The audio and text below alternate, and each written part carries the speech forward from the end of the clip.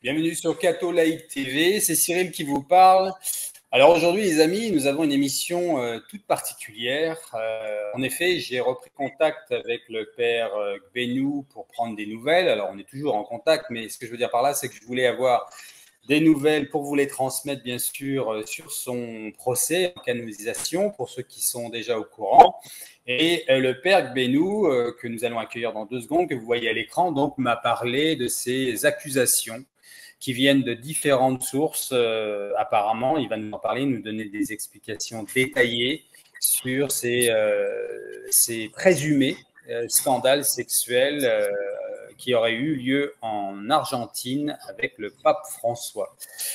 Il y a aussi une toute nouvelle actualité qui est de ce matin, je crois, si je ne me trompe pas. On a un décalage de 6 heures, nous, sur la côte est de l'Atlantique, des États-Unis et de la Caraïbe, avec l'archevêque Vigano qui vient d'être excommunié. Et bien sûr, nous allons parler de la situation du père Gbénou avec le Vatican qui le poursuit en procès canonique. Bonjour père Gbénou, pardon de ce long préambule. Bonjour. Comment allez-vous? Bonjour Cyril, bonjour à tous les auditeurs de Catholique TV. Tout va bien, par la grâce de Dieu, tout va bien. Ils vous suivent attentivement, hein. Je lis bien les commentaires et ils se demandent ce qui se passe, donc on va avoir des informations à ce sujet-là. Ce que je vous propose, c'est qu'on va en 3 étapes. On va commencer peut-être par l'actualité la plus fraîche, entre guillemets, c'est-à-dire l'excommunication de l'archevêque Vigano. Ensuite, on va donc prendre des nouvelles de votre situation hors antenne. Vous m'avez expliqué que ça allait assez bien, donc je ne suis pas inquiet, on va faire ça calmement. Et puis, en fin d'émission, et ce n'est pas la moindre des choses, nous allons parler de cette situation qui fait trembler l'Église, à savoir les accusations envers le pape François de scandale sexuel. Alors, l'archevêque Vigano a été excommunié ce matin, c'est ça, père? Oui. Ce matin. J'aimerais qu'on fasse un autre père d'abord, ensemble. Merci de me le rappeler, merci. Merci, Père. Au nom du Père et du Fils et du Saint-Esprit. Amen. Amen. Notre Père qui es aux cieux, que ton nom soit sanctifié, que ton règne vienne, que ta volonté soit faite sur la terre comme au ciel. Donne-nous aujourd'hui notre pain de ce jour. Pardonne-nous nos offenses, comme nous pardonnons aussi à ceux qui nous ont offensés. Et ne nous laisse pas entrer en tentation, mais délivre-nous du mal. Amen. Amen. Au nom du Père et du Fils et du Saint-Esprit. Amen. Amen. Merci, Père. Merci beaucoup. De rien. Alors la question, quelle était la question? Alors, la première question que je vous ai posée, Père, c'est l'actualité, donc, qui, si je ne me trompe pas, est de ce matin. J'ai lu tout ce que vous m'avez envoyé brièvement, parce que très vite, hein, on a repris contact hier, je dis ça aussi pour les auditeurs. Donc, j'ai pas mal de documents que j'ai survolés sur tout ce qu'on va évoquer aujourd'hui. Et je crois comprendre que l'excommunication officielle, cette fois-ci, hein, il y avait des bruits de couloir, de l'archevêque Vigano et de ce matin, c'est ça? Aujourd'hui même, le 5 juillet, c'est ça? La décision a été prise le 4 et aujourd'hui 5, elle a été rendue publique. Voilà, donc c'est l'information qu'il y a actuellement, j'allais dire sur le net, voilà, dans les milieux catholiques.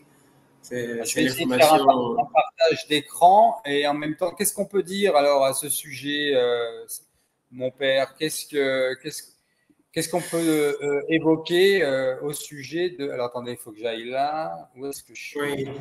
Ah oui, il est là. Hop. Donc là, c'est le site du Vatican, Vatican News. Je vais me déplacer avec ma souris de la manière suivante. Voilà. Je sais que j'ai aussi là Monseigneur. Non, ça c'est après.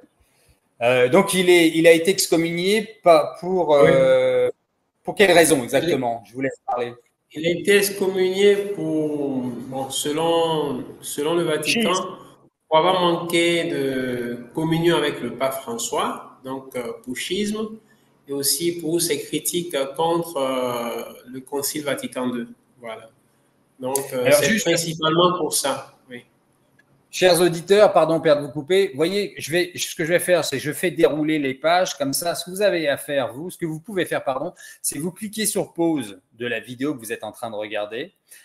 puisque c'est un enregistrement, vous cliquez tout simplement sur l'image et ça va arrêter l'image et vous pouvez lire ce que je suis en train de faire circuler comme ça en descendant, scroll down comme on dit en anglais. Donc, c'est juste un petit conseil que je vous donne, chers auditeurs. Cliquez sur la vidéo, ça va poser la vidéo, comme ça vous pouvez lire ce qu'il y a à l'écran si vous voulez avoir tout devant les yeux sans avoir à faire des recherches sur Google. Pardon, Père, de vous avoir coupé. Allez-y. Oui, donc, publiquement, plusieurs fois, l'archevêque Vigano a émis des critiques à l'endroit du Concile Vatican II.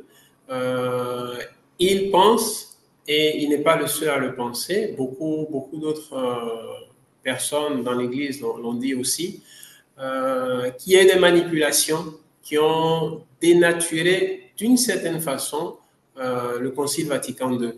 Évidemment, ce n'est pas tout le concile qui poserait problème, mais certains aspects du concile.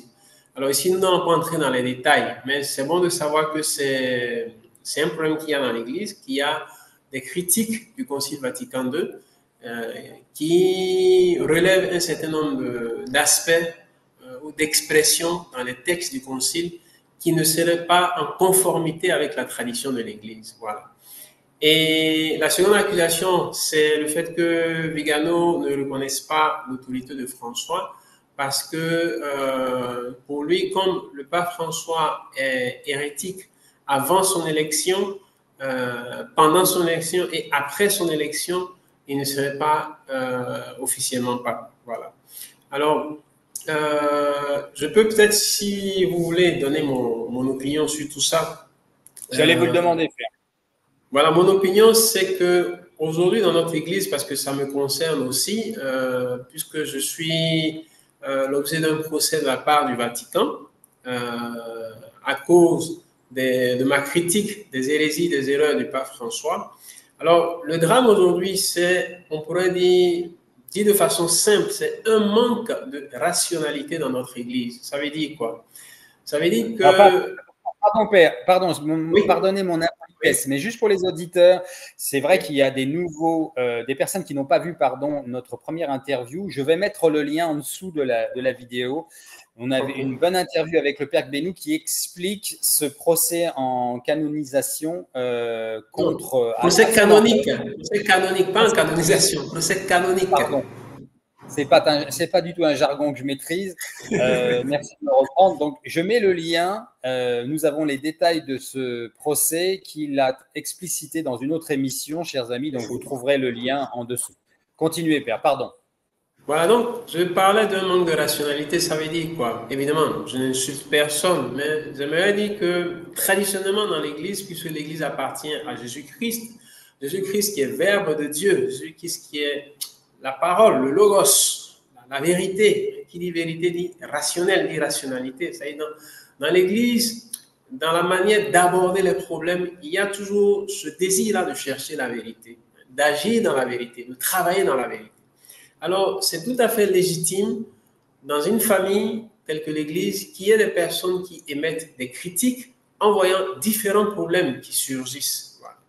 Et la bonne réaction, ce n'est pas la réaction, j'allais dire, dictatoriale, autoritaire, qui est de dire « tais-toi ». Non, c'est de dire « qu'est-ce que tu dis, quelles sont les preuves de ce que tu dis, analysons ensemble pour voir est-ce qu'il y a effectivement problème et s'il n'y a pas de problème, alors tu reconnaîtras que tu as tort et s'il n'y a pas de problème, tu reconnaîtras que tu as tort et s'il y a problème, alors nous allons nous amender ou nous allons apporter les correctifs, les rectifications. Alors, communication fraternelle. Voilà, il y a plusieurs experts en théologie, plusieurs professeurs d'université de renommée internationale. Quand je dis experts en théologie, mais aussi experts en droit canonique, en morale, en histoire, qui ont relevé qu'il y a des erreurs importantes dans l'enseignement du pape François, dans le magistère du pape François. Et l'archevêque Vigano fait partie de ces personnes-là qui ont relevé cela depuis plusieurs années. Alors, quel est le problème? Pourquoi il y a un manque de rationalité? C'est-à-dire, au lieu que le dicaster pour la doctrine de la foi s'arrête pour dire analysons ces critiques, analysons ces accusations est-ce qu'il y a effectivement des erreurs dans le magistère de François? Oui ou non? Et cela est important en fait pour les fidèles de l'Église, puisque ces critiques-là sont portées sur la place publique. Donc, il faut une démarche rationnelle afin d'apaiser le cœur des fidèles de l'Église qui sont inquiets en entendant dire qu'il y a des erreurs dans le magistère de François.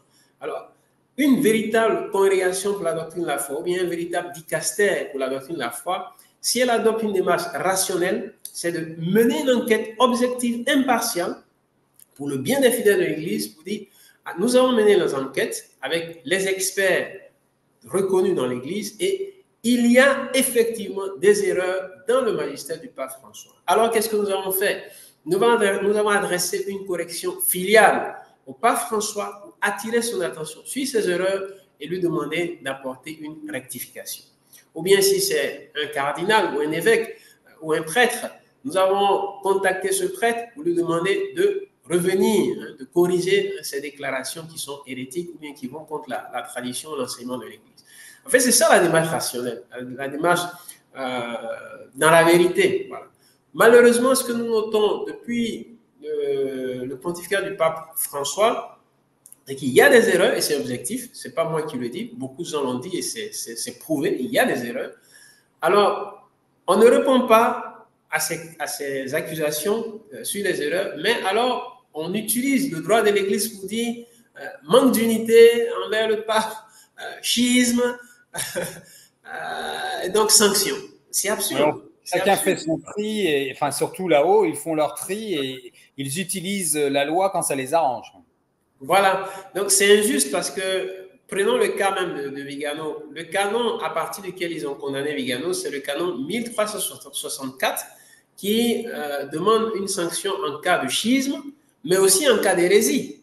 Alors, depuis 2016, dans les textes de François, que ce soit Amoris Laetitia en 2016, que ce soit l'hystérectomie en 2018, que ce soit les lois, le document d'Abu Dhabi en 2019, les lois de cohabitation homosexuelle en 2020, en 2021, son appel à ce qu'on donne l'Eucharistie à tous les politiciens catholiques pro-avortement non repentis.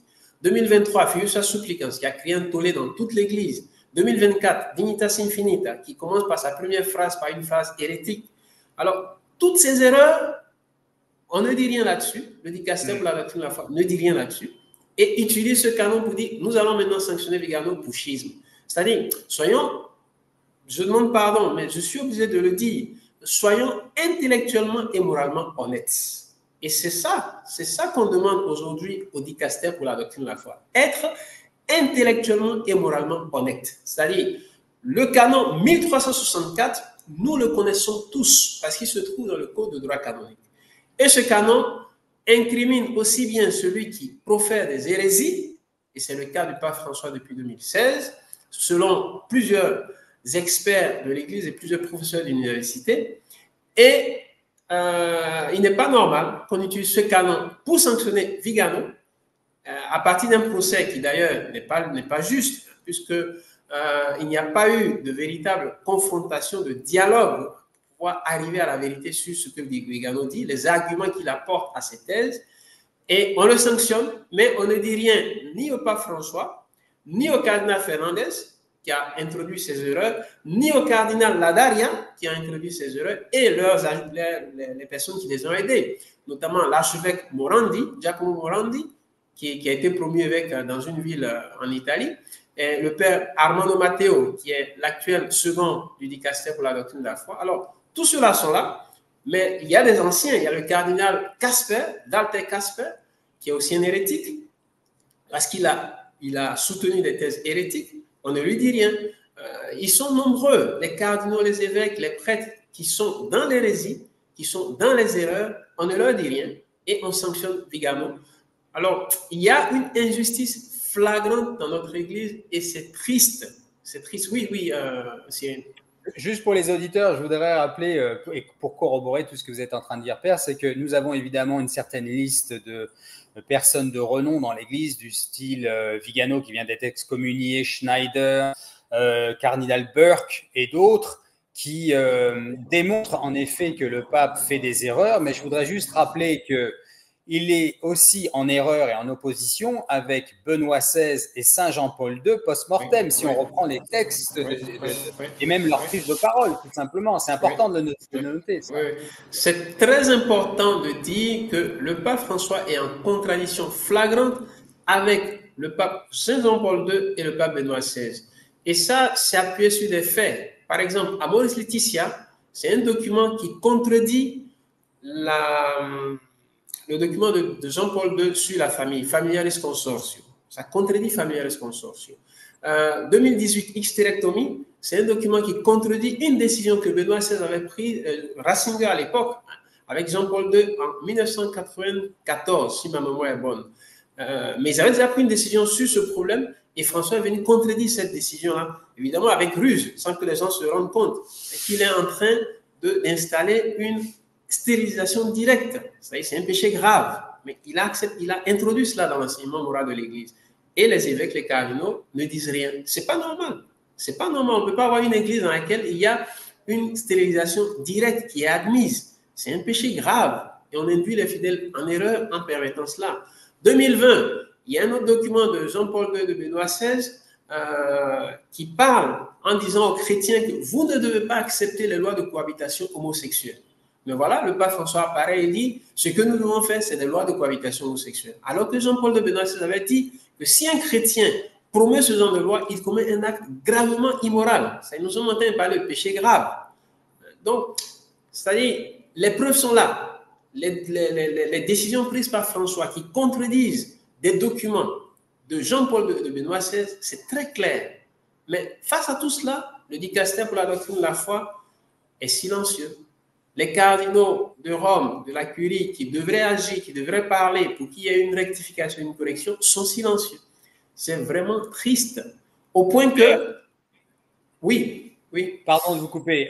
Non, c'était juste pour dire qu'au point que le cardinal Fernandez, qui est un hérétique patenté, soit nommé préfet du dicaster pour la doctrine de la foi. C'est-à-dire que c'est la plus haute foutaise, on pourrait dire, pour l'Église catholique. C'est-à-dire, c'est se foutre des fidèles chrétiens, ne pas les respecter, leur manquer de respect, en installant l'erreur dans l'Église et en promouvant des personnes qui sont dans l'erreur, qui vivent dans l'erreur, comme des responsables dans l'Église. Ce n'est pas du tout bien. Et on prie pour qu'il y ait un changement, pour que ces personnes se rendent compte du grand mal qu'ils sont en train de faire, et à l'Église et aux âmes, et qu'ils se répandent, qu'ils demandent pardon à Dieu et au peuple de Dieu.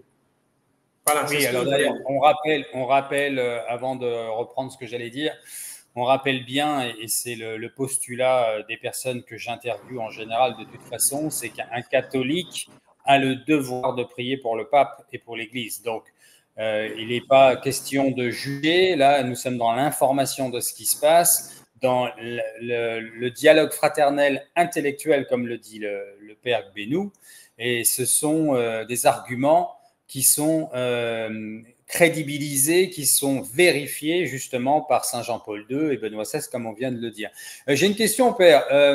Oui. Donc, l'archevêque Vigano était en train de essayer, je pense, d'après ce qu'on savait, oui, je veux dire, de réunir un collège de cardinaux et d'évêques pour destituer le pape. Ça, c'était ce qui était en cours aussi. Alors, qu'est-ce qui va se passer maintenant? Non, je n'ai pas appris que ce soit pour destituer le pape, mais plutôt pour, parce que ça, il a dit publiquement, encourager les évêques et les cardinaux à faire une correction filiale publique à François. C'est-à-dire que les cardinaux et les évêques aient le courage de suivre l'exemple de Saint Paul en se levant de façon unanime pour dire: Pape François, dans votre magistère, dans votre enseignement, il y a des erreurs. Il y a des erreurs de nature morale et de nature doctrinale. Les fidèles de l'Église ont droit à ce qu'on leur enseigne la vérité, pas des erreurs. Donc, c'est un droit que nous, fidèles, nous avons dans l'Église. Un devoir pour les pasteurs et un droit pour les fidèles. Nous devons être enseignés dans la vérité, pas dans l'erreur, pas dans le mensonge. Alors, qu'il y ait une prolifération d'erreurs qui émanent du Vatican depuis 2016 et que les personnes même qui sont, j'allais dire, promotrices de ces choses-là, soit les personnes qu'on nomme à la tête des dicastères, mais c'est une foutaise, c'est une foutaise. C'est un manque de respect envers l'Église, c'est un manque de respect envers Jésus-Christ, un manque de respect envers les fidèles de l'Église. C'est pas normal. C'est pas normal. Et je sais pas comment le dire, quoi. C'est-à-dire, On se tait, beaucoup de gens se taisent, beaucoup de gens sont silencieux, comme si c'était normal parce que c'est le pape. Non, c'est pas normal. Il faut avoir le courage de le dire. C'est pas normal. C'est le pape. On le dit avec beaucoup de respect, mais c'est pas normal. C'est pas normal. Et nous saluons votre courage, Père Gbénou, parce que vous êtes un fer de lance pour toutes ces personnes qui n'ont pas accès, qui n'ont pas la parole et qui comprennent ce qui se passe là, comme vous l'avez si bien articulé. Et vous êtes vraiment un fer de lance, cette lumière dans les ténèbres. Et nous vous en remercions parce que vous vous exposez, parce que vous vous mettez en danger, mais que vous êtes avant tout christocentré et que vous avez vraiment donné votre vie au Seigneur. Donc, nous vous remercions de tout cœur parce que vous nous aidez, vous aidez nos âmes et vous nous gardez dans la lumière. Vous êtes vraiment un sentinelle et gloire à Dieu pour le Père Gbénou. Merci, Père. Merci beaucoup. Merci beaucoup, Cyril. Qu'est-ce qu'on peut dire de plus à ce sujet avant de passer à votre actualité personnelle? Bon, attends, je regarde rapidement quelques notes que j'avais prises avant l'émission. Sur l'archevêque Vigano, je pense qu'on a dit l'essentiel. Voilà, l'essentiel, c'est que... Qu'est-ce qui va se passer maintenant, à votre avis? Ah, c'est la grande question. C'est la grande question. Parce que lorsque la décision a été prise en juin dernier d'ouvrir le procès contre l'archevêque Vigano, sa réaction a été de publier un document, un texte dans lequel lui, en tant qu'évêque, il accuse publiquement auprès des cardinaux et des évêques de l'Église, de toute l'Église, le pape François d'hérésie et de schisme. C'est-à-dire, lui, à son tour, il a accusé François d'hérésie et de schisme. Alors maintenant, il s'agit de voir est-ce que ces cardinaux et ces évêques-là vont avoir le courage de prendre en compte ces accusations de Vigano, se pencher sérieusement sur toutes les accusations émises par les professeurs d'université, les experts en théologie morale qui ont publiquement dit depuis 2016, mentionné, expliqué toutes ces erreurs qu'il y a dans le magistère de François et aussi sur le cardinal Fernandez. Est-ce que ces évêques, ces cardinaux vont avoir le courage de se pencher sur cela et faire une correction filiale publique au pape François? En fait, c'est ça. C'est surtout ça le désir de Vigano, qu'il y ait une union, une unité dans la vérité. Pas une unité dans le mensonge, dans l'erreur, mais une unité dans la vérité. C'est-à-dire que dans l'Église, les cardinaux et les évêques, parce que c'est eux qui ont cette responsabilité devant Dieu, ce n'est pas nous, les pauvres petits prêtres. Mais si nous on parle aujourd'hui, c'est parce qu'eux, ils sont silencieux. Le jour où eux, ils s'uniront pour parler, pour défendre la vérité dans l'Église, alors nous allons rester silencieux. Donc, c'est notre souhait, c'est notre prière de chaque jour que l'Esprit Saint fortifie les cardinaux et les évêques pour qu'à la suite de Vigano, ils se penchent sur les erreurs qu'il y a dans le magistère de François et dans l'enseignement aussi du cardinal Fernandez pour les appeler à la rectification. Ce n'est pas une guerre. Au fond, c'est ça. Je mets en ligne la paix. Je mets en ligne la fameuse lettre j'accuse de Monseigneur, pardon, de l'archevêque Vigano, que comprennent bien les auditeurs. Donc voilà, c'est de ce dont parle le Père Gbénou. C'est sur son site officiel, en effet. C'est ça. Donc nous ne sommes pas en guerre dans l'Église. Ce n'est pas une guerre. Ce n'est pas une guerre, mais en même temps, comme le sujet est important, sérieux et a de nombreuses implications importantes, il faut parler de façon claire, sans faux fuyant, sans hypocrisie, de façon claire. Il y a des erreurs dans le magistère de François et ce sont des erreurs sérieuses et les cardinaux et les évêques doivent avoir le courage de se pencher là-dessus pour donner la lumière de la vérité à tous les fidèles catholiques. Voilà, c'est ce que je dirais. Amen. Amen, Père. Voilà, je déroule, je réitère, vous n'avez qu'à cliquer sur l'image, chers amis, et vous pouvez lire tout simplement le texte que je déroule là en cliquant sur l'image, parce que ça va poser votre vidéo tout simplement. Voilà. Donc, on peut s'attendre à quoi alors, Père, avec le Père Vigano là, dans les jours à suivre? Il va prendre la parole. En tant que quoi? Alors, il est quoi là? Il est devenu quoi, un laïc? Non. Il reste archevêque. Je vérifie rapidement pour voir s'il a fait déjà une déclaration sur sa page Twitter. Non, il n'y a pas de déclaration particulière pour le moment. Pour le moment, il n'y a pas de déclaration. Non, non, non. Il n'y a rien pour le moment. Mais c'est sûr qu'il va faire une déclaration, soit... en fait, la première information qu'il y a sur son site, c'est celle que vous venez de mettre à l'écran. C'est la même information qu'il y a sur sa page Twitter. Alors, qu'est-ce qui va se passer? On ne sait pas. On attend. Mais certainement, il va parler. Il va parler, il va écrire, il va se prononcer sur ce qui vient de se passer. Et on l'écoute, mais vraiment, c'est important que les cardinaux, les évêques aient ce courage-là de l'archevêque Vigano. Vigano est sanctionné injustement parce qu'il n'y a pas ce dialogue, j'allais dire rationnel, profond, voilà, sur les arguments qu'il donne. Et on souhaite, on espère, on prie que les cardinaux, les évêques aient le courage de Vigano pour se mettre en face du pape François et dire: vous devez respecter le peuple chrétien, vous devez respecter l'Église catholique et enlever les erreurs qu'il y a dans votre enseignement, dans votre magistère. Ça, ce courage, il faut l'avoir. Il faut l'avoir. Et c'est très important. Je vais dire pourquoi c'est important. Parce que parfois, les gens disent, mais l'abbé, tu dois laisser tomber. Je dis, non, je ne laisse pas tomber parce que ces erreurs qui sont dans le magistère de François depuis 2016 trompent la conscience des fidèles chrétiens. Emmènent les fidèles chrétiens à commettre des péchés graves sans se rendre compte qu'ils sont en train de commettre des péchés graves. Mais c'est sérieux. C'est sérieux. Jésus-Christ est venu pour nous libérer du péché, pas pour nous installer dans le péché. Alors, si nous avons un pape qui nous installe dans le péché, il est en train de faire le travail contraire de ce que Jésus-Christ a fait. Et c'est très grave. C'est très grave. Et s'il n'est pas conscient de cela, mais il y a des gens qui ont attiré son attention. Donc, la moindre des choses, s'il est humble, c'est de s'arrêter, d'analyser avec sérieux et rationalité ce qu'on lui dit et d'apporter les correctifs. Mais il ne le fait pas. Il se moque de ces personnes-là, il les critique publiquement. C'est triste. Lui n'est pas expert dans ces matières. Il n'est pas expert en théologie, en morale, en droit canonique. Mais des experts ont parlé, il ne les écoute pas, il les ridiculise et il n'écoute pas ce qu'ils disent. Mais c'est triste, c'est très triste. Bref, c'est important pour les cardinaux et les évêques de suivre cette démarche-là rationnelle. C'est-à-dire prendre les accusations qui sont portées contre le pape François, et c'est sérieux parce que ça trompe la conscience des fidèles, et ensuite, c'est enseigné dans les séminaires du monde entier aux futurs prêtres. Moi, ce sont ces deux aspects-là qui font que je ne peux pas me taire. Les erreurs de François trompent la conscience des fidèles, la conscience morale des fidèles catholiques, et sont enseignés dans les séminaires du monde entier aux futurs prêtres. Ça veut dire quoi? Que demain, lorsque ces prêtres-là devront confesser, par exemple, ils vont accepter comme bon des choses qui sont des péchés. Mais quel sacrement de confession nous sommes en train de donner? Quelle prédication nous sommes en train de donner au peuple de Dieu? Nous sommes en train de conduire le peuple de Dieu dans la vérité. Nous serons en train de conduire le peuple de Dieu dans le péché, dans le mensonge, dans l'erreur. Mais ça, c'est le travail du diable.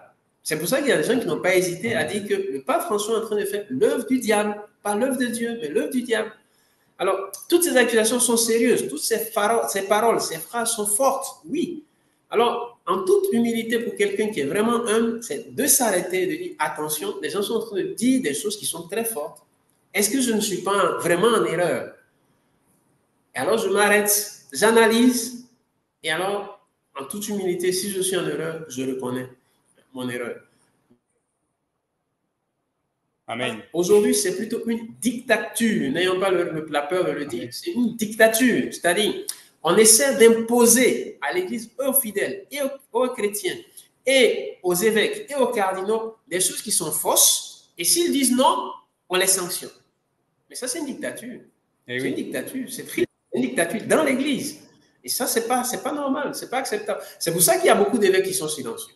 C'est pour ça qu'il y a beaucoup de cardinaux qui sont silencieux, parce qu'ils ne veulent pas les sanctions. Mais lorsqu'on j'ai mis exprès cette représentation de Jésus-Christ, le Seigneur a dit, toute personne qui je ne me souviens plus exactement la phrase, mais je dis de mémoire, hein, celui qui me reconnaîtra devant les hommes, moi aussi je vais le reconnaître devant les anges du ciel. Et celui qui me régnera devant les hommes, moi aussi je vais le régner.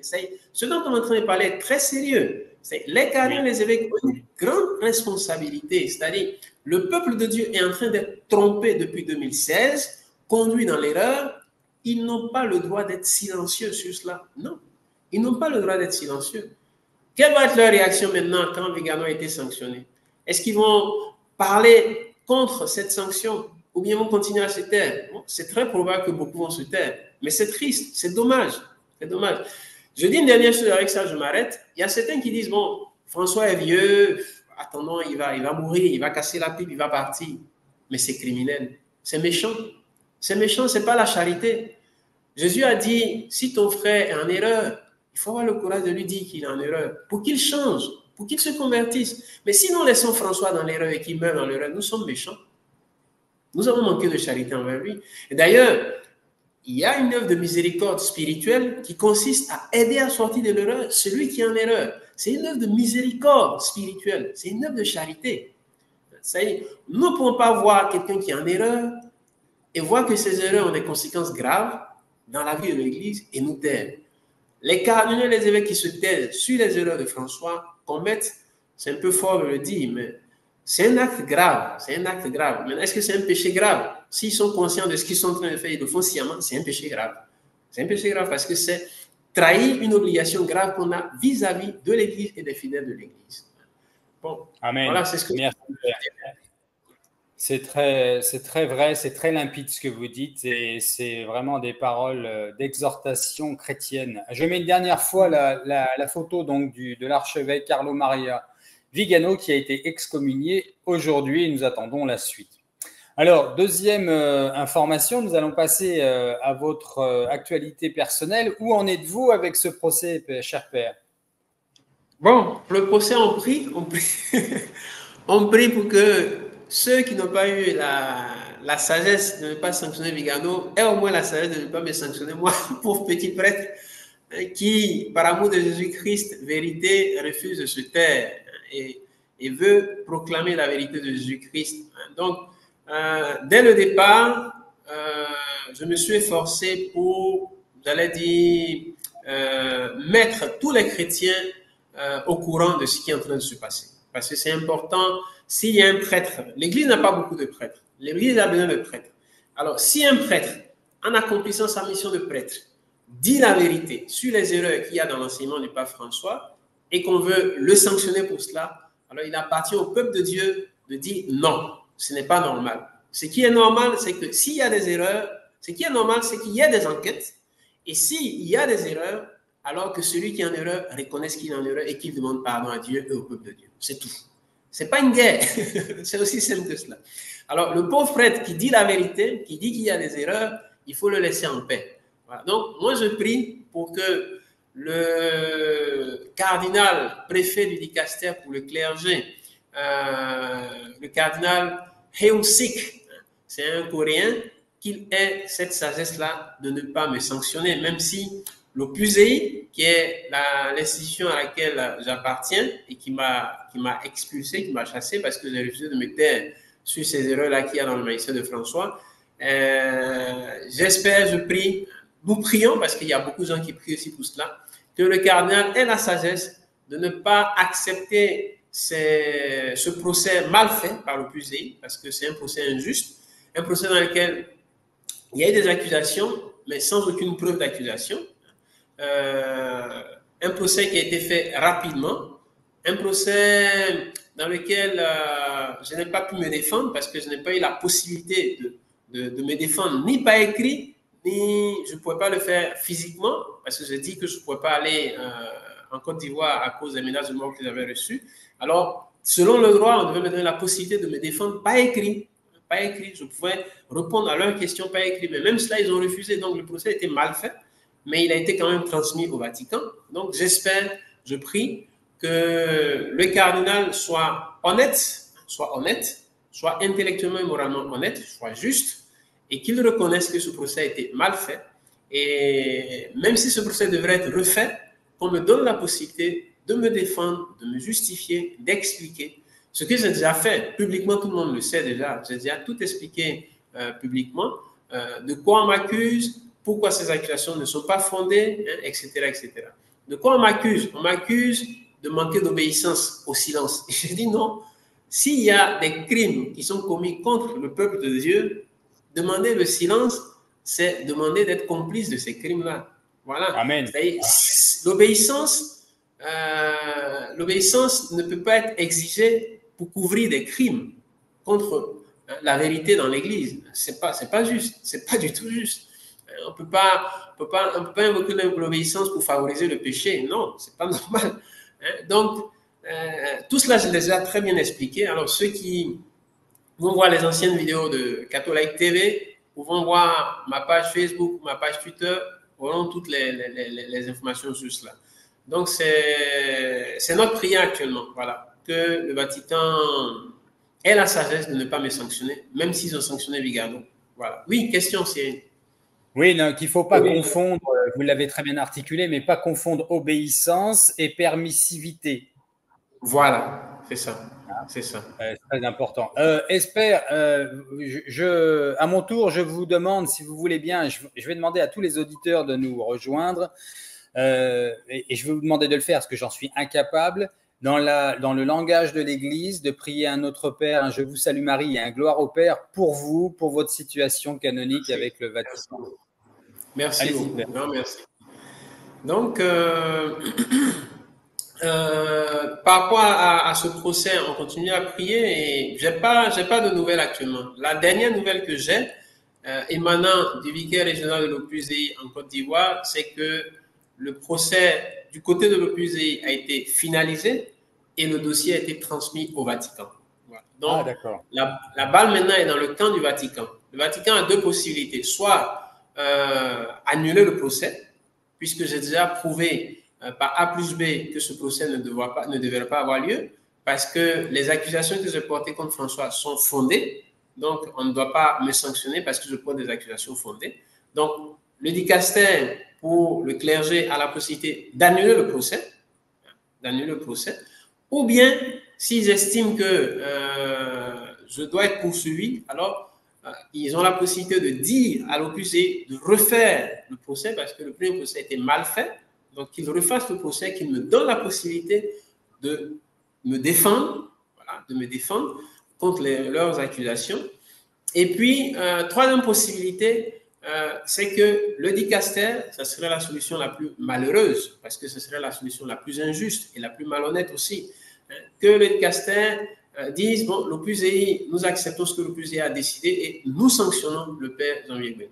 Alors, ça serait vraiment triste, déplorable, triste, parce que ça signifierait que dans notre Église, il n'y aurait pas de justice, mais plutôt une injustice. C'est-à-dire que la justice du Vatican deviendrait une injustice légalisée.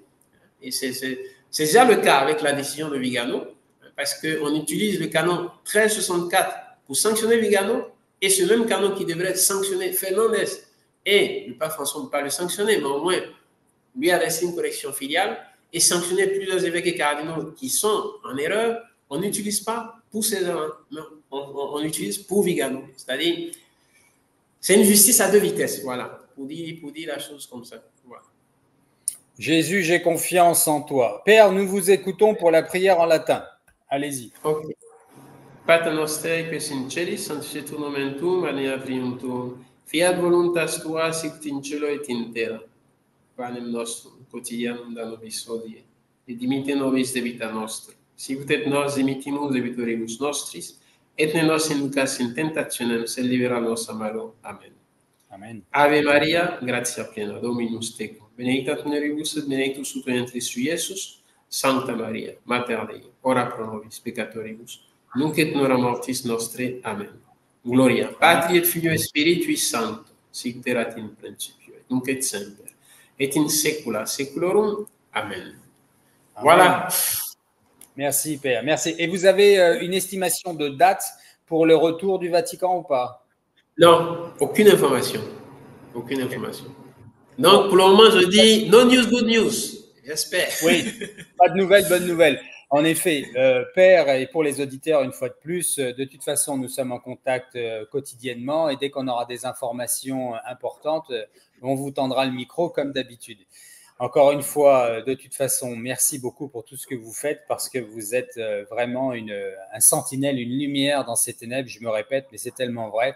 Et je ne fais que réitérer, reprendre les paroles de tous les abonnés et personnes de passage sur la chaîne Catholic TV qui viennent de tous les continents du monde, de la terre entière, et qui vous remercient de votre postulat. La dernière interview qu'on a fait, je crois, a dépassé les 260 000 vues et ça intéresse vraiment les gens. Hein. Donc, c'est une goutte d'eau, mais qui est rafraîchissante dans cette situation ubuesque et qui n'a pas terminé de sa route pour le coup. Donc, on garde tout ça en actualité et on reste dans la prière, chers amis. On le sait, mais il faut le dire, il faut vraiment prier pour le Père Gbénou. Pensez à lui dans quand vous allez à la communion, à la Sainte Messe, que vous y alliez une fois par semaine ou tous les jours. N'oubliez pas le Père Gbénou dans vos prières et dans vos chapelets, dans vos groupes de prière, les amis. Faites des chapelets pour le Père Gbénou. Il est vraiment un sentinelle pour nous et on en a vraiment besoin. Merci Seigneur Jésus pour le Père Gbénou. Alors, Père, c'est important de dire, hein, en priant pour moi, n'oubliez pas de prier d'abord pour le pape François et les cardinaux et les évêques parce que c'est vraiment important. C'est vraiment important. Ils ont une grande responsabilité et ils ont besoin de nos prières. Oui. Il démontre une fois de plus son humilité. Merci Père Gbénou. Merci d'exister. Voilà, c'est clair. Alors, la dernière et la plus fâcheuse des actualités que nous allons évoquer maintenant, c'est le titre qui circule en bas là, de l'écran depuis un moment. C'est les accusations de scandale sexuel envers le pape François. Alors, vous allez nous donner les détails, mais dans les grandes lignes, nous avons vraisemblablement deux sources principales. Il y avait déjà l'archevêque Vigano qui avait repris certaines choses. Et maintenant, et vous allez en parler un peu plus, il y a ce monsieur ou père, vous allez expliquer cette situation parce que il a été prêtre monseigneur, mais il a été retiré et vous allez nous expliquer pourquoi. Donc, Jean Thomas, j'ai oublié son nom, mais vous allez nous le dire, qui a eu des sources en direct, hein, c'est pas des intermédiaires, de victimes qui se seraient plaints du pape François. Alors, je vais vous laisser entrer en matière et puis j'aurai une question par la suite. Je vous laisse entrer en matière. Alors, je vais mettre à l'écran. J'imagine, ce prêtre, hein, ça reste un prêtre. Monseigneur. Oui, il est toujours monseigneur. Il est toujours monseigneur. Son titre ne lui a pas été retiré. Il est toujours prêtre, il est toujours monseigneur. Voilà. Jean Thomas Gomulka.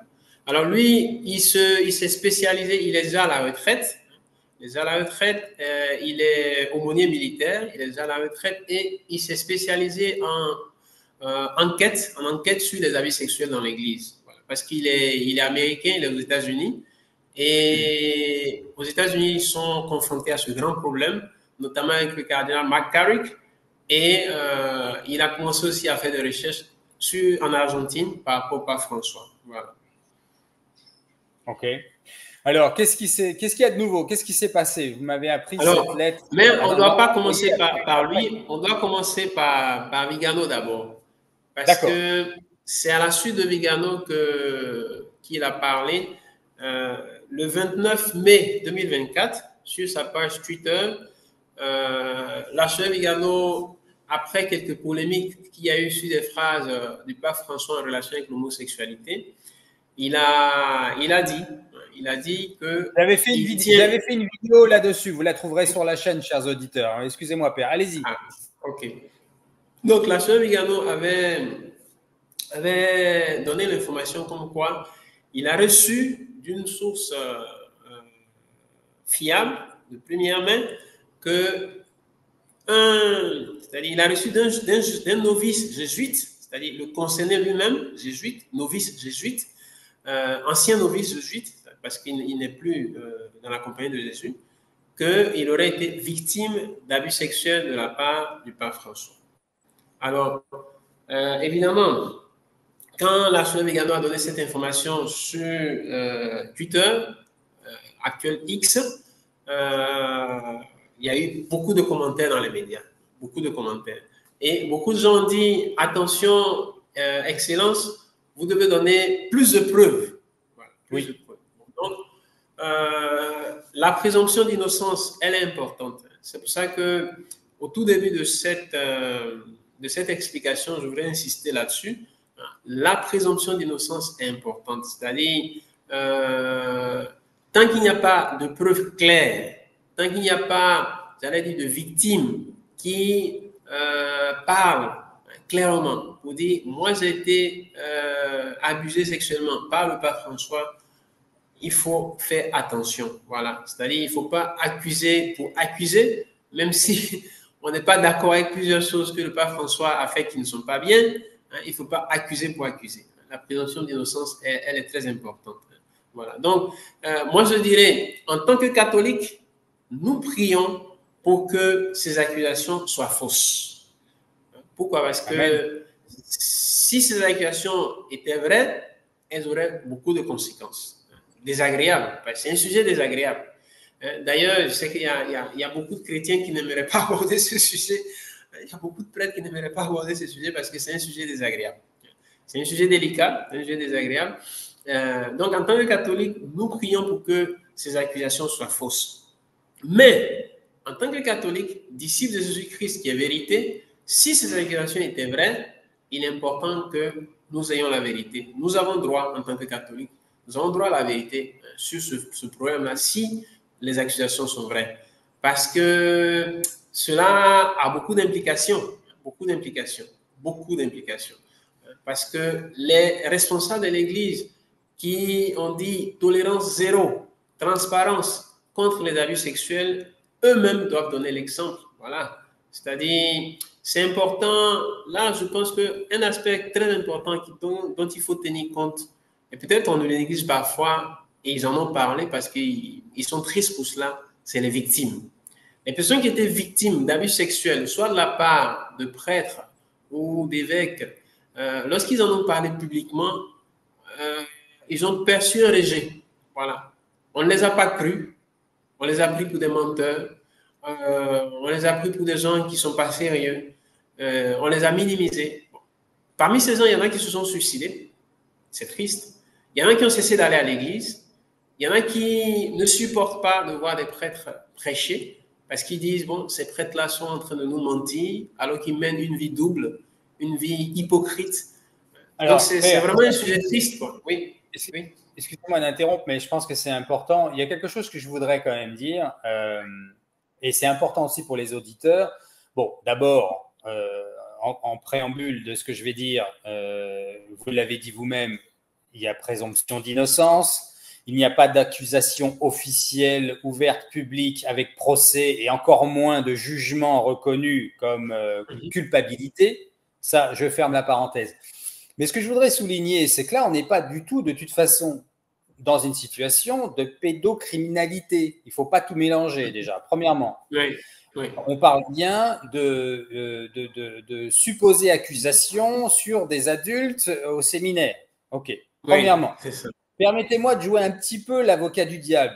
La phrase est malvenue vu le contexte, mais on n'est pas non plus à l'abri d'une erreur humaine, et j'en suis le premier coupable, d'une faiblesse dans la sensualité, dans le vice, dans ce genre de choses. Moi, je rappelle quand même que j'ai vécu dans le monde pendant 33 ans et j'ai baigné dans le péché jusqu'au cou. Et je serai le dernier moribond à pouvoir accuser qui que ce soit. Pourquoi je dis ça?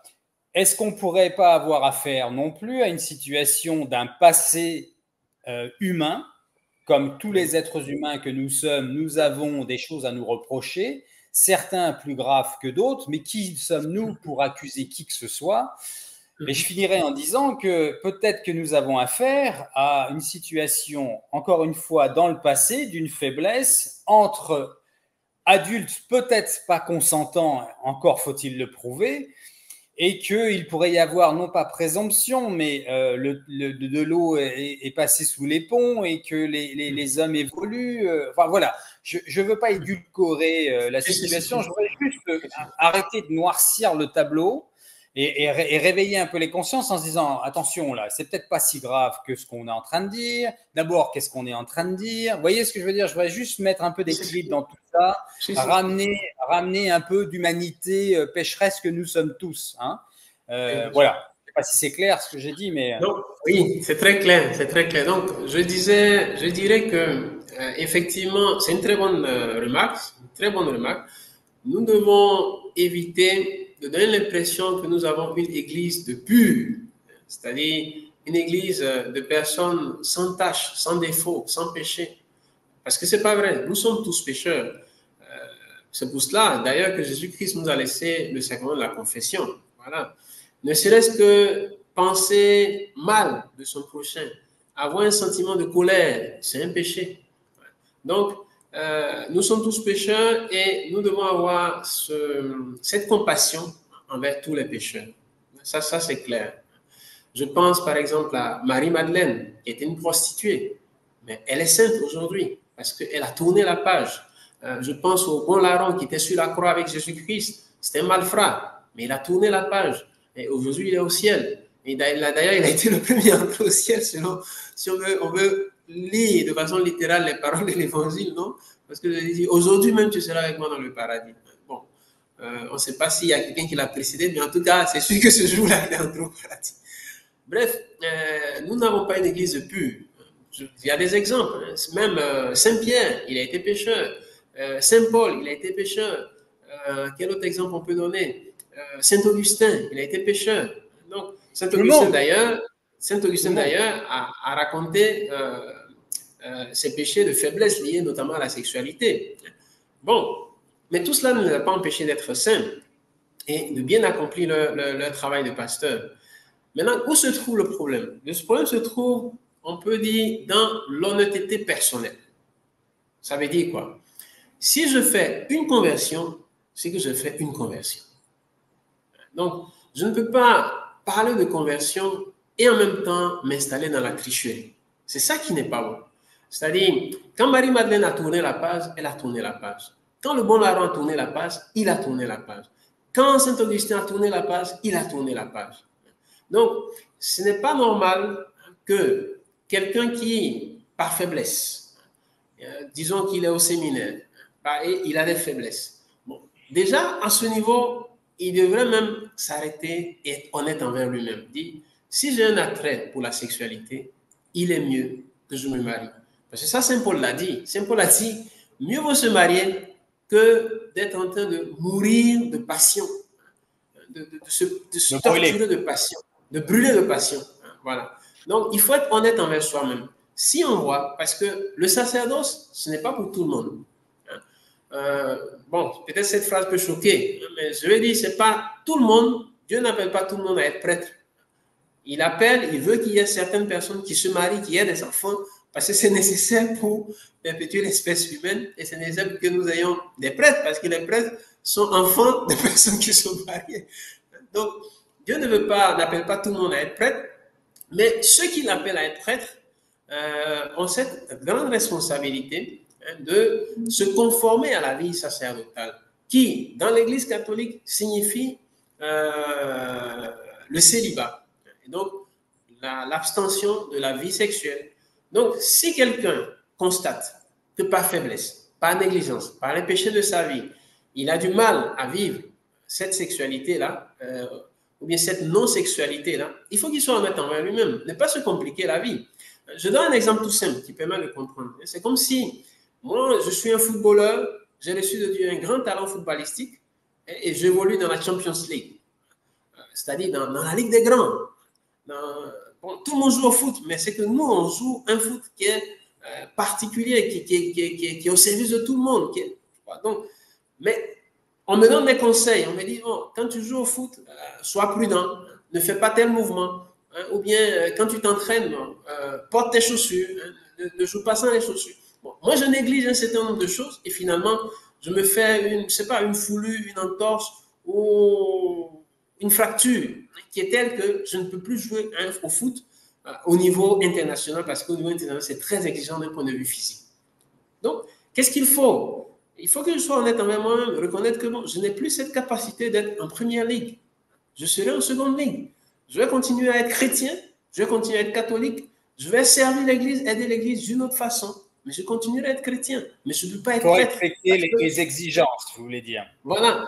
Donc, je me rends compte que j'ai du mal à vivre la sexualité. Donc, il faut que je sois honnête envers moi. Alors, si je suis séminariste, je renonce au sacerdoce, tout simplement. Je me marie, j'ai mes enfants, et certainement parmi mes enfants, Dieu va susciter des vocations sacerdotales. Et mais Alors, si qu'est-ce que cherche le père Jean et Thomas exactement? Quel genre de victime on aurait affaire à quoi en termes de crime non, là? Qu'est-ce qu'il y a? pardon, je finis rapidement mon argument. Pardon. Si je suis Excusez-moi, prêtre je t'ai coupé la et parole, que mon frère. Pardon. j'ai constaté que je n'arrive pas à vivre mon célibat et que même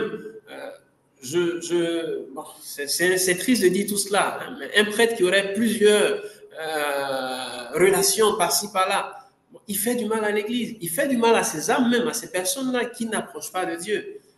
Il faudrait qu'il ait le courage de demander une dispense et qu'il change peut-être de pays, qu'il aille ailleurs, qu'il se marie, qu'il vive heureux et qu'il serve l'Église autrement, plutôt que d'être en train de faire du mal aux fidèles de Amen. l'Église, à l'Église. C'est-à-dire, bon, c'est parce que je dis peut-être peut choquer, mais en fait, il s'agit d'être honnête envers soi-même et ne pas mourir, ne pas brûler de passion, ne pas faire du mal aux personnes, ne pas faire du mal au peuple de Dieu, ne pas faire du mal aux personnes avec lesquelles on peut avoir ces relations. Donc, est-ce qu'il peut avoir une vie de faiblesse? Oui. Et de la part du pape François, je finis, de la part du François, si jamais il y avait ce genre de faiblesse-là, il aurait dû renoncer. Quand on lui a proposé d'être archevêque, il aurait dû renoncer. Quand on lui a proposé d'être pape, il aurait dû renoncer.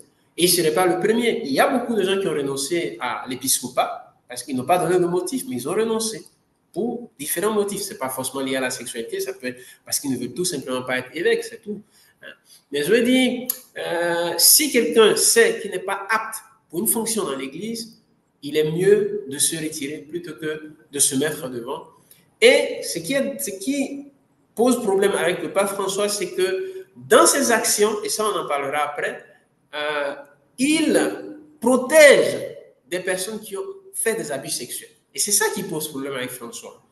C'est pas seulement qu'il est accusé, mais c'est qu'en plus, dans les faits, il a protégé des personnes qui sont accusées, telles que le cardinal McCarrick, le prêtre jésuite Rupnik, Marco Rupnik, etc., etc. On en parlera plus tard. Pardon, j'ai été un peu long. Non, j'allais juste dire, parce que je rebondissais sur ce que vous disiez, et je partage, moi, ma vie, ma conversion avec les auditeurs. C'est un peu comme ça que j'ai créé cette chaîne. Et c'est vrai que je me souviens, aux prémices, vers les 2003, je me suis vraiment posé la question, je me disais, mais pourquoi tu m'as donné une foi si forte, Seigneur, je n'ai pas, je devrais être prêtre. Pour moi, c'était une évidence, hein, intellectualisé, c'était je devrais être prêtre, mais je ne pouvais pas à cause du fait que je brûlais et que j'avais un grand désir de fonder une famille, qui restera encore une réalité dans les jours, dans les années qui suivirent, et encore aujourd'hui, même si ça a bien évolué évidemment, mais c'est vrai que je ne pouvais pas me mentir à moi-même. Il n'était pas question que je rentre dans les ordres, alors que je pensais que c'était une évidence. Mais en même temps, je me dis, je ne vais pas pouvoir parce que j'aurais cette envie, ce désir, d'abord de la chair, appelons les choses comme elles sont, mais aussi affective de fonder une famille. Donc voilà, je voulais juste rebondir sur ce que vous disiez. Alors, au sujet du père Jean Thomas, qu'est-ce qu'il cherche à faire? Qu'est-ce qui se passe avec lui alors? Alors, lui, il a rebondi sur les accusations formulées par Vigano le 29 mai 2024. Il a réagi en disant que lui aussi, il a reçu d'une autre source des informations comme quoi, en 1979 déjà, le dicaster pour le clergé avait reçu des accusations de 3 novices jésuites concernant le pape François, concernant Bergoglio. Il n'était pas pape à cette époque.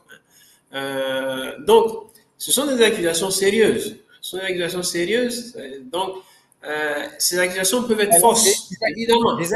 Des accusations de quoi? D'un archevêque qui s'en prend à des adultes novices dans le séminaire, c'est ça? D'un maître et novice jésuite, c'était le cas de Bergoglio à l'époque, qui aurait abusé des novices séminaristes jésuites. Voilà. Et là, concrètement, alors, il a parlé de 3. Quel âge on a quand on est novice au séminaire? Ah, ça, je ne peux pas dire, parce que pour la vie religieuse, il y a différents âges possibles, hein. Même pour le sacerdoce, on Le peut plus être jeune, ordonné le plus jeune possible. Noircissons le tableau. Le plus jeune possible, c'est quoi? non, disons qu'à partir de 18 ans déjà, on peut Donc, déjà c'est des adultes. postuler. Voilà. C'est C'est des des jeunes adultes. C'est des adultes. adultes. On Des va pas jeunes faire des garçons. Des enfants. jeunes... C'est très clair. Oui, D'accord. oui, Après, donc, si encore une fois, on essaye d'imaginer le pire, on a affaire à de la manipulation d'une manière ou d'une autre. Tu ne rentres pas dans les ordres si tu ne fais pas des choses pour moi. Ce genre, on aura voilà. affaire à quoi là? Parce que ça ne Voilà, peut pas être ça ne peut pas être une agression comme un viol qu'on peut faire avec un enfant qui ne peut pas se défendre. On est d'accord? C'est un chantage, en fait. C'est un chantage dans lequel la personne est coincée. C'est-à-dire, si elle veut être prêtre, si elle veut entrer dans la congrégation, bon, elle est emmenée à accepter un certain nombre d'actions ou d'activités sexuelles qui sont contre la loi de Dieu, non? Et contre sa volonté aussi. Voilà. Donc, j'insiste, ce sont des accusations maintenant la présomption d'innocence. Mais ce que Gomulka, hein, le père Monseigneur Jean Thomas Gomulka a dit, c'est que lui, il a reçu l'information comme quoi 3 novices jésuites auraient porté plainte en 1979 contre Bergoglio, maître des novices à l'époque des jésuites, pour abus sexuels. Et que ces accusations avaient été classées sans suite. Et que ces 3 novices avaient été expulsés, avaient été chassés de la compagnie de Jésus. Voilà. Ah oui. Et donc, pourquoi on parle de ce prêtre-là maintenant? C'est parce que le 29 juin dernier, 29 juin 2024, il a écrit un mail à plus de 367 prêtres du diocèse de Buenos Aires. Il a écrit un mail en les invitant à témoigner. C'est-à-dire, il leur a dit plus ou moins, regardez ce qui s'est passé aux États-Unis. Le cardinal McCarrick, qui pendant de nombreuses années a abusé de séminaristes et a fait beaucoup de mal à l'Église aux États-Unis. Mais pourquoi est-ce qu'il a pu le faire? Parce qu'il y a eu un silence. Il y a des prêtres qui savaient, il y a des évêques qui savaient, mais ils se sont tus. Et McCarrick a agi, et McCarrick a fait beaucoup de mal. Et ça, aujourd'hui, ça pèse sur l'Église. Ça, c'est reconnu? Ça, c'est reconnu par... C'est officiel? Oui, ça, c'est reconnu. Ça, c'est officiel. Ça, c'est reconnu. Ça, c'est reconnu. Alors, quand vous regardez François, si vous savez, si vous avez des preuves, si vous avez des témoignages, comme quoi il aurait eu des abus, n'ayez pas peur de donner l'information parce que il s'agit en fait de briser, parce que parfois, c'est des cercles. Ce n'est pas une seule personne, mais c'est comme des réseaux. C'est comme des réseaux d'abus sexuels. Donc, en dénonçant une personne, on brise aussi un réseau, on casse aussi un réseau.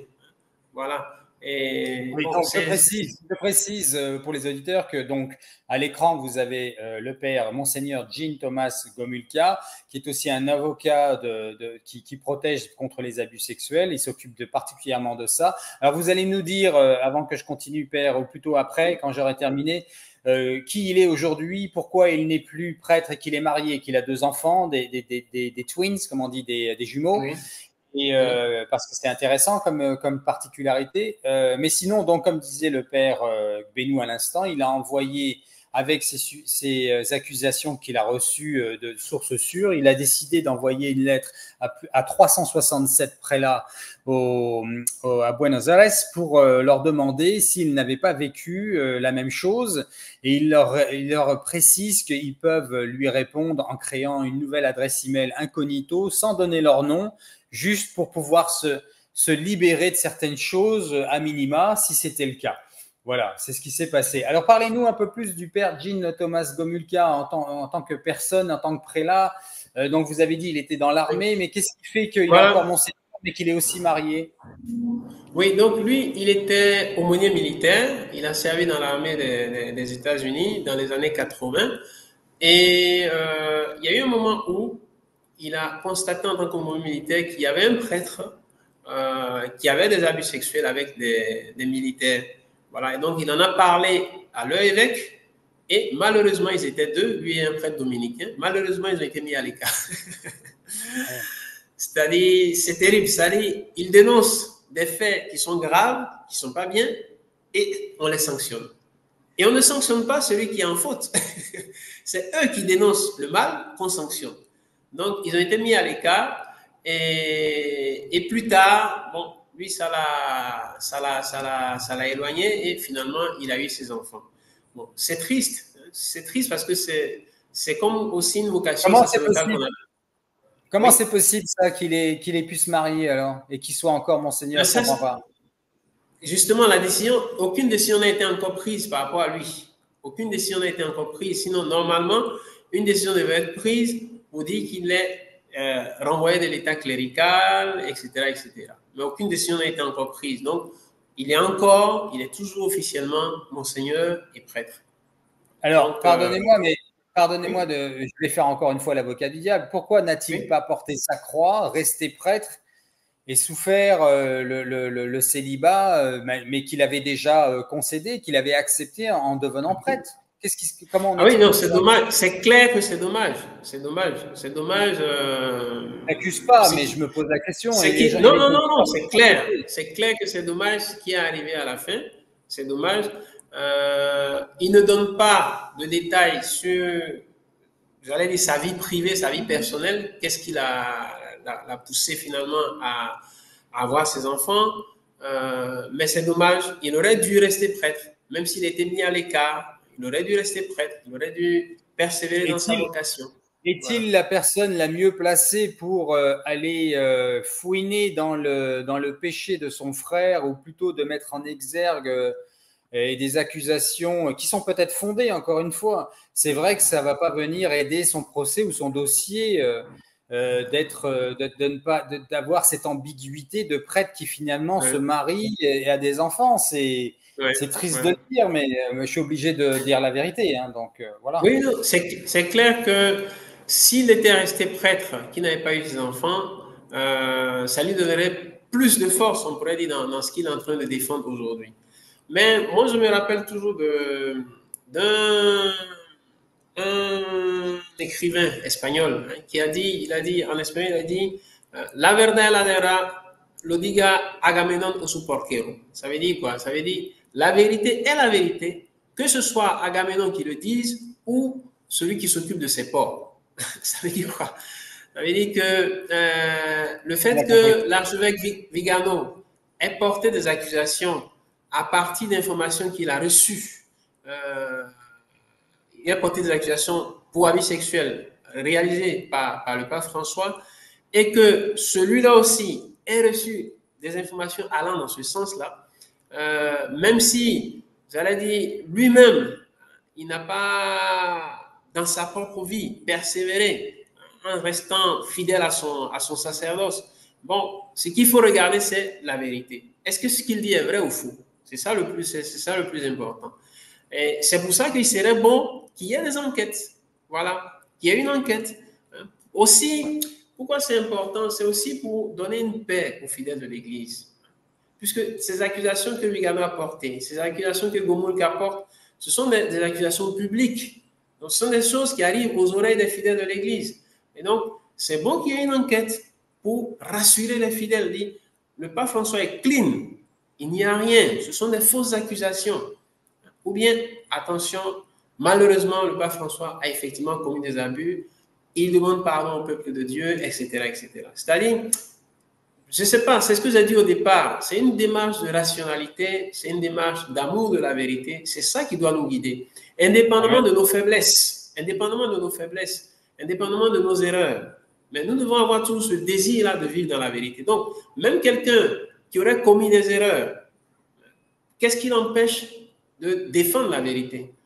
C'est-à-dire même quelqu'un, par exemple, qui aurait fait des détournements de fonds, mais qui aujourd'hui va lutter contre les détournements de fonds dans la société. Bon, il ne faut pas dire, bon, parce qu'il a fait des détournements de fonds, bon, il ne sert plus à lutter contre les détournements de fonds dans la société. Non, il peut avoir fait des erreurs, il peut avoir commis des erreurs, mais cela n'empêche pas qu'il veuille maintenant s'investir dans le bien, dans la vérité. Voilà, moi c'est ce que je dirais. Alors, vous disiez tout à l'heure, Père, peut-être pour finir d'ailleurs, que le pape François avait aussi la fâcheuse habitude de réhabiliter des personnes qui ont été reconnues comme coupables, carrément, Oui, de parce nos... de- que il y a plusieurs cas. Il y a plusieurs cas, mais il y en a dont on parle beaucoup plus. Il y a le cardinal McCarrick, qui est maintenant ex-cardinal, puisque finalement François l'a On voit à l'écran, là, d'accord. décardinalisé. Voilà. Oui. L'archevêque Vigano, en 2018, a donné une information, c'était à partir d'une lettre, et ça fait un tollé dans le monde entier, où il avait demandé la démission de François parce que en 2013, quand François a été élu, il a informé François sur qui est McCarrick, qu'est-ce qu'il a fait dans sa vie, quel est le mal qu'il a fait aux séminaristes et aux prêtres aux États-Unis, euh, et pourquoi le pape Benoît XVI l'a mis à l'écart. La grande surprise de Vigano, c'est que François n'a pas tenu compte de ces avertissements et il a commencé à donner des postes, il a commencé à promouvoir McCarrick, à lui confier des missions, à le réhabiliter en fait. Alors que ce cardinal n'avait pas publiquement reconnu ou regretté ce qu'il avait fait, demandé pardon. C'est-à-dire, c'est comme si tacitement on accepte ce qu'il a fait qui n'est pas bien. Et donc, finalement, Vigano a publié cette lettre-là et qui a eu comme conséquence que François a été obligé de mettre McCarrick totalement à l'écart et finalement de le décardinaliser et même de le laïciser. Voilà. Donc, ça, c'est toujours quelque chose qu'on reconnaît, un mérite qu'on reconnaît C'est à lui, là, Vigano. c'est McCarrick qu'on voit Voilà. là à l'écran avec un séminariste, c'est ça, hein? C'est ça, c'est McCarrick qu'on Alors, je voit ne sais là. pas si c'est un séminariste, mais il prend par la taille un jeune homme. En effet, là, c'est une photo Bon, qui en tout cas, circule sur aux Internet. États-Unis, c'est un des aspects tristes de l'Église catholique des États-Unis. Comment un prêtre, évêque, cardinal a pu faire tant d'abus pendant tant d'années grâce au silence de personnes qui savaient, qui n'ont rien dit. Donc, bon, voilà, c'est dommage. Et le deuxième cas, en relation avec le pape François, c'est un jésuite qui s'appelle Marco Rupnik, qui lui a fait des abus sexuels sur des religieuses, des femmes, depuis les années 84, si ma mémoire est bonne, plusieurs abus sexuels sur le long terme. Et finalement, il a même absous une personne, une religieuse, du péché contre le sixième commandement. Or, ça implique une excommunication, là, t'es sentencié. Et effectivement, l'excommunication a été prononcée, mais chose bizarre, c'était en 2020, dans le même mois, c'était en mai 2020, dans le même mois, l'excommunication a été enlevée. Or, la seule personne qui a ce pouvoir d'enlever cette excommunication, c'est le pape François. Donc, D'accord. Et là, c'est donc Marco Rupnik, c'est celui qu'on a à voilà. l'écran là, hein? D'accord. C'est lui, c'est lui. Donc, il y a plusieurs cas. Je n'ai fait que dire ces deux cas principaux, mais il y a beaucoup d'autres cas de prêtres, d'évêques dont on parle, pour lesquels l'attitude de François a été, bon, on va dire ambiguë, n'a pas été l'attitude normale de quelqu'un qui dit tolérance zéro. Ça n'a pas été la bonne attitude. Ça a été plutôt celle-là de protéger ces gens-là, de les promouvoir, plutôt que de les sanctionner, de les appeler à la repentance publique. Alors, c'est ça le dommage. Aussi, on n'en parle pas beaucoup, mais dans le passé, il y a des cas dans l'archidiocèse de Buenos-Aires, du temps où François était évêque là-bas, il y a des cas de prêtres qui ont commis des abus sexuels et la même accusation a été portée contre François. Le fait qu'il ait dit dans un livre à un rabbin qu'il n'y a jamais eu de cas, c'est faux, il y a eu des cas dans son diocèse. Et les gens l'accusent là-bas en Argentine d'avoir protégé ces personnes-là, de ne l'avoir pas sanctionné, d'avoir déplacé les prêtres au lieu de les sanctionner. Donc, ça fait beaucoup d'accusations. Ça fait beaucoup d'accusations. Et comme je dis, jusque-là, il n'y a pas d'enquête officielle. Donc, nous sommes obligés de considérer que ce sont des accusations, mais on ne peut pas se prononcer définitivement sur ces accusations-là. Et c'est ça qui est dommage. L'Église a besoin de vérité. Les fidèles de l'Église ont besoin de vérité. Et ça serait bon qu'il y ait une enquête ou des enquêtes pour nous donner la lumière, pour nous dire effectivement qu'est-ce qui se passe dans notre Église. Et j'aimerais finir avec ça. Moi, il y a, j'appelle ça 4 motifs. 4 motifs qui, on dit présomption d'innocence, mais en même temps, le doute est permis. Il n'y a pas de fumée sans feu. Ça veut dire quoi? Ça veut dire que lorsque le pape Jean-Paul II avait voulu nommer Bergoglio évêque, le supérieur général des Jésuites, le père Covenbach, s'est opposé. C'est-à-dire qu'il a envoyé une note officielle au Vatican pour s'opposer à ce que Bergoglio soit nommé évêque. Donc, je vais dire, c'est un motif. Vous pouvez répéter ça, s'il vous plaît, pour que ce soit bien clair, bien qu'on l'ait bien entendu, mais je voudrais bien le souligner, parce que c'est très important. C'est le père Peter Hans, je l'ai écrit ici, Peter Hans Covenbach. Il a été supérieur des Jésuites de 1983 à 2008. Donc, les Jésuites étaient passés par un moment difficile où Jean-Paul II, on parlait même du fait que Jean-Paul II allait prendre des mesures contre les Jésuites. Finalement, leur supérieur général est décédé et Jean-Paul II avait nommé quelqu'un extérieur à la compagnie de Jésus pour les superviser. Et finalement, bon, il y a eu un compromis qui s'est fait et Covenbach a été élu supérieur général des Jésuites. Donc Covenbach voulait montrer à Jean-Paul II que les Jésuites ne sont pas ce qu'on disait, c'est-à-dire des gens qui ne sont pas fidèles à l'enseignement de l'Église, qui veulent changer l'enseignement de l'Église. Donc, dans cette optique-là, on pense que c'est dans cette optique-là qu'il a été très clair sur le cas de Bergoglio, qu'il a fait une note très claire dans laquelle il s'est opposé à ce que Bergoglio soit nommé évêque. Bon, mais ça n'a pas été... C'est Saint Jean-Paul II qui a nommé évêque le père Bergoglio. D'accord. En 1992. Et vos sources, là, elles vous les tenaient d'où, là, du fait qu'il aurait écrit, qu'il aurait prévenu le Vatican? Non, ça c'est une information publique, c'est vérifié. C'est important. C'est une information publique, c'est vérifié. Ce qu'on n'a pas, ou du moins ce que moi je n'ai pas, peut-être que c'est un long, c'est cette note-là officielle qu'il a envoyée. Qu'est-ce qu'il dit exactement sur Bergoglio? Ça on ne l'a pas. Voilà. Et entre parenthèses aussi, puisque Gomulka a dit qu'il y avait une accusation qui avait été portée par 3 novices jésuites en 1979 au dicaster pour le clergé.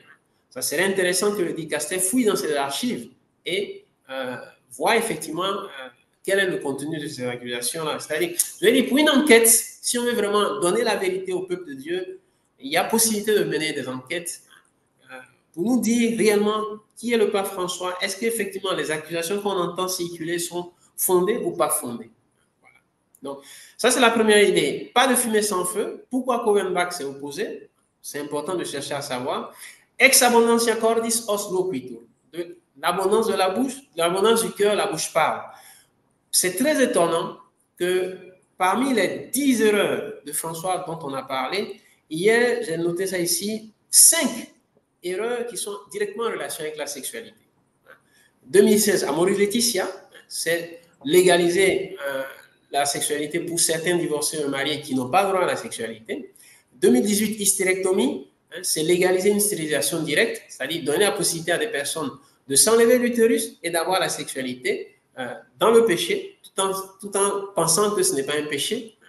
2020, il est pour les lois de cohabitation homosexuelle, ce qui a choqué énormément le monde entier. 2021, il est pour l'accès à l'Eucharistie des personnes, des politiciens catholiques qui sont publiquement pro-avortement. Donc, indirectement, tu es pour l'avortement et donc tu es pour une conduite sexuelle débridée. 2023, Fiducia Supplicans, un autre tollé mondial, la bénédiction des couples homosexuels et des couples divorcés et remariés. Donc, ça étonne. Pourquoi ces erreurs-là de François? Pourquoi cette volonté de François de rendre, on pourrait dire, cette permissivité dont tu parlais tout à l'heure, non? Cette permissivité d'une sexualité mal vécue. Bon, c'est bizarre. Ensuite, on dit luxure caché, orgueil manifeste. Depuis 2016, des experts de renom on prouvait clairement qu'il y a des erreurs dans le magistère de François. Alors, François qui n'est pas expert, ni en morale, ni en théologie, ni en droit canonique, pourquoi est-ce qu'il ne s'arrête pas pour analyser avec humilité ces remarques qui sont faites et apporter des correctifs? C'est pas normal. Donc, objectivement, on peut parler d'orgueil. On peut parler d'orgueil parce qu'on te montre clairement que tu es en erreur, c'est clair, mais tu refuses. Non seulement tu refuses depuis 2016, mais en plus, c'est que chaque année, tu fais apparaître de nouvelles erreurs. La dernière, c'est 2024 avec Dignitas Infinita. Donc, c'est étonnant, vu de façon objective, sans faux fuyant, je dirais, sans être négatif. Il y a un problème d'humilité. Ensuite, la dernière chose que Allez-y, Père. La dernière chose que je dirais, c'est agitur sequitur esse. Ce qu'on est accompagne ce que l'on fait, se manifeste dans ce que l'on fait. Pourquoi est-ce qu'à Abienazer, il a protégé des personnes, des prêtres qui étaient accusés d'abus sexuels? Pourquoi est-ce que McCarrick, alors qu'il a dit tolérance zéro, il ne l'a pas immédiatement sanctionné, il n'a pas, quelqu'un qui avait déjà été mis à l'écart, il a promu, il a ramené, et c'est à cause de Vigano qu'il a finalement sanctionné. Pourquoi Rupnik, qui a été excommunié, a été le même mois désexcommunié? Pourquoi? Il y a beaucoup d'autres cas. Il y a beaucoup d'autres cas. Bon. Ce sont des aspects qui disent, bon, présomption d'innocence, mais en même temps, le doute est permis. Parce que dans l'action de la personne, on voit différentes choses qui ne sont pas normales. Donc, quelle est la solution pour tout ça? Il faut une enquête. Une enquête pour que les fidèles de l'Église soient en paix sur ce problème-là et sur ces accusations. Voilà. Oui, j'ajouterais en tant que laïc et homme d'expérience du monde, je donne mon opinion, en même temps je fais ce que je veux, je suis sur ma chaîne, mais je voudrais juste dire, sans rentrer dans la morale, ni surtout pas le dogme de la foi catholique, que tout simplement, au regard de ce qui se passe actuellement, en tant que gestionnaire d'entreprise, créateur d'entreprise, gestionnaire de projets, etc., je regarde le bonhomme, pardon de l'appeler comme ça, mais je me dis, il est incompétent, quoi. À la base, il doit réunir les brebis, il doit être le pasteur de toute l'Église, et il y a inévitablement des oppositions et des affinités différentes qui peuvent parfois s'opposer, mais il doit être un rassembleur, il doit être le pasteur de l'Église. Et là, il y a échec. Il n'est pas compétent, il y a incompétence à son niveau. Il n'a pas le niveau, tout simplement. J'aurais envie de dire, il faut lui envoyer une lettre de résignation, en fait, lui dire non, il n'est pas à sa place. À ce stade-là, je parle, à ce niveau-là, il y a plus important au niveau moral et au niveau du dogme de la foi. Vous l'avez très bien évoqué, Père. Mais ce qui me choque, c'est qu'il soit si incompétent quant à rassembler le troupeau du Seigneur avec les différentes sensibilités qui existent dans l'Église. Il est pas à sa place. Ça, pour moi, c'est notoire. Voilà. Petite aparté personnel, c'est mon opinion. Qu'est-ce qu'on peut ajouter, mon père? Est-ce qu'on a oublié d'ajouter, d'évoquer certaines choses avant de terminer cette émission plutôt riche et triste à la fois? Oui, triste et riche. Je reviens encore à l'exemple de Marie-Madeleine, je reviens encore à l'exemple du bon larron, c'est-à-dire, quelles que soient nos erreurs, ou comme Cyril disait tout à l'heure, même si on est incompétent sur certains aspects ou certains sujets ou certaines choses, la conversion est toujours possible. C'est pour ça que nous, en tant que chrétiens, nous ne nous décourageons pas, nous prions pour le pape François. C'est-à-dire, qu'il reçoive de Dieu cette grâce-là, qui l'emmène à entrer profondément en lui-même et à dire, j'ai fait des erreurs, je demande pardon à Dieu, je demande pardon au peuple de Dieu. Je demande pardon parce que, à cause de moi, aujourd'hui, les chrétiens traditionnalistes, les catholiques traditionnalistes sont persécutés. On les empêche de faire la messe, de célébrer la messe traditionnelle. À cause de moi, il y a des erreurs dans le magistère de l'Église. À cause de moi, il y a des prêtres qui disent la vérité qui sont sanctionnés. À cause de moi, il y a des évêques qui disent la vérité qui sont sanctionnés, etc., etc. Donc, c'est ça notre prière. C'est quel que soit le tableau noir que nous pouvons voir ou dresser, la conversion est possible. Je pense à Simon-Pierre. Simon-Pierre il a commis des erreurs, mais ça n'a pas empêché que Jésus le maintienne comme le prince des apôtres. Et il a trahi Jésus. Il a renié le Christ 3 fois. C'est-à-dire, je le mets au même niveau que Judas. Judas a vendu Jésus, mais Simon-Pierre a trahi, a renié Jésus 3 fois. Mais Simon-Pierre a été humble. Il a reconnu sa faute. Et Jésus l'a maintenu. Paix mes brebis, paix mes agneaux. C'est-à-dire, ce ne sont pas nos erreurs qui sont un obstacle pour la manifestation de la gloire de Dieu. Non. Au contraire, si nous sommes pécheurs même, Dieu peut s'appuyer même sur l'expérience du mal que nous avons eu pour nous relever, pour nous emmener à l'aimer davantage, à l'aimer plus. Saint Paul était zélé, il a fait beaucoup de mal, il a mis les chrétiens en prison. Il était là lorsque Étienne a été tué, il a consenti à ce meurtre. Mais voilà, il s'est repenti, il a été un grand apôtre pour Jésus. Donc, nous ne sommes pas dans une église de personnes pures, de personnes parfaites, nous sommes dans une église de pécheurs, nous sommes tous pécheurs, et peu importe le mal que nous avons fait, ce qui est important, c'est qu'à un certain moment, nous prenions conscience et que nous demandions pardon et que nous tournions la page. Je suis sûr aujourd'hui, si aujourd'hui le pape François reconnaît ses erreurs et demande pardon au peuple de Dieu, il sera pardonné. C'est-à-dire, beaucoup de gens vont pardonner sincèrement du fond du cœur. Mais c'est ça la vie chrétienne. C'est l'humilité de reconnaître qu'on est en erreur. Et c'est ça qu'on ne perçoit pas, malheureusement, chez François. On ne perçoit pas cette humilité-là. Et c'est dommage parce que tôt ou tard, l'histoire va le rattraper. C'est-à-dire, si François ne reconnaît pas ses erreurs maintenant, tôt ou tard, c'est clair. Parce que Dieu ne peut pas faillir. La vérité de Dieu va triompher tôt ou tard. Et on reconnaîtra que François a effectivement introduit des erreurs dans son magistère. Donc, ma prière, et avec ça je finis, ma prière c'est que nous tous dans l'Église, nous prions fortement, fortement, offrir des messes, des chapelets, des jeûnes pour le pape François et pour le cardinal Fernandez et pour les cardinaux, les évêques qui sont en erreur, pour qu'ils acceptent de reconnaître qu'ils sont en erreur, qu'ils demandent pardon et on pardonnera. Le peuple de Dieu pardonnera. Voilà, c'est ce que je voulais dire. Merci, Père. Il est vrai quand même que je voudrais évoquer qu'il est manifeste au regard de toute l'assemblée des chrétiens que nous sommes à travers le monde, et les auditeurs seront d'accord, j'en suis certain, c'est qu'on peut pas. On reconnaît un arbre à ses fruits, nous dit le Seigneur. Or, là, aujourd'hui, il se passe quelque chose d'assez grave. Avoir excommunié cet archevêque Vigano, alors qu'en même temps, on sait très bien qu'il y a eu des prêtres qui sont coupables de crimes contre des enfants, qui n'ont pas été excommuniés, qui ont été cachés. Vous voyez, deux poids, deux mesures. Vous ne pouvez pas d'un côté être si lapidaire avec l'archevêque Vigano, et on peut ne pas avoir son affinité. D'ailleurs, je ne suis pas certain que ce soit mon prélat préféré en termes de manière de célébrer la messe. Et je dis ça, je dis rien, parce qu'en fait, j'en sais rien. Ce que je veux dire, c'est que le fond étant la base, là, dans le fond, il n'est pas responsable d'un crime, l'archevêque Vigano. Le pape François est un grand garçon, il peut très bien l'inviter à sa table, se faire une bouffe ensemble, pardon de parler comme ça, c'est très trivial, mais de discuter et d'avoir un rapport adulte, qu'est-ce qui ne va pas, voilà, on reconnaît un arbre à ses fruits, et là, il y a un gros problème.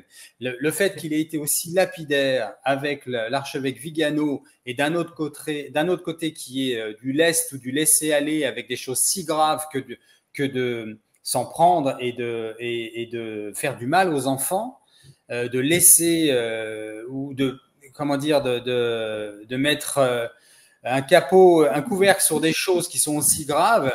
Voilà, il y a quelque chose qui ne va pas et on reconnaît un arbre à ses fruits. Donc ça, c'est mon postulat. Pour moi, il y a anguille sous roche, il y a un problème. Il y a vraiment un problème. Voilà, Père. Si vous voulez ajouter quelque chose, sinon je vais vous inviter à prier encore une fois. Si on peut aussi prier le Saint Michel Archange et puis vraiment prier pour l'Église. On a déjà bien prié. On a prié pour vous en plein milieu d'émission et j'en suis très heureux. Oui. Merci aux auditeurs de partager et de prier aussi. Voilà, on va prier pour l'Église, on va prier pour le pape. Et ça, il faut le faire tous les jours en tant que chrétien. Vous l'avez dit, je le réitère. Oui. Et on continuera, on fera une autre émission dès que ce sera nécessaire, dès qu'on nous aurons d'autres informations à ce sujet, si elles sont pertinentes, urgentes, importantes. Voilà, on vous tendra le micro. On vous remercie encore du fond du cœur pour ce que vous faites, Père, parce que vous nous portez, en fait. Vous êtes vraiment ce fer de lance. Je vous vois comme ça. Nous, en tant que laïcs, on est limité, mais d'avoir des prélats comme vous qui s'exposent, hein, j'insiste sur ce mot-là, le Père Gbénou s'expose, il se met en danger.